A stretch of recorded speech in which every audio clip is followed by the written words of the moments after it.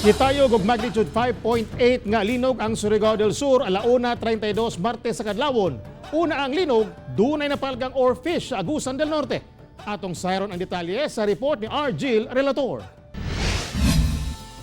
Sa hulagway nga kuha ni Farah Mercado, pipila ka magamit sulod sa ilang balay ang nangabuak ug nangahulog tungod sa kakusog sa paglinog. Sa gipagulang impormasyon sa Philippine Institute of Volcanology and Seismology o PHIVOLCS, tectonic ang origin niini ug ang epicenter ana sa 14 kilometers sa hilagang silangan sa Bayabas, Surigao del Sur, gadunay gilawmon nga 65 kilometers. Nabati ang intensity force sa Bislig City, Bayabas, Caguait, Hinatuan ug Tandag City sa Surigao del Sur ug Butuan City. Intensity 3 sa Surigao City, Surigao del Norte, Hingoog City, Magsaysay ug Medina sa Misamis Oriental. Intensity 2 sa Balingasag, Hasaan, Salay, Taguluan ug Villanueva sa Misamis Oriental ug Cagayan de Oro City. Gilauman kunong dunay aftershocks ug danyos nga matala.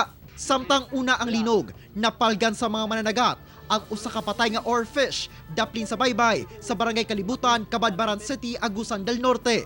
Duna kini 9 feet ang gitason ug 1 foot ang gilapdon.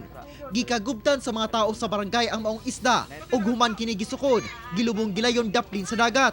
Nabalaka ang mga residente nga dunay moabot nga linog o trahedya.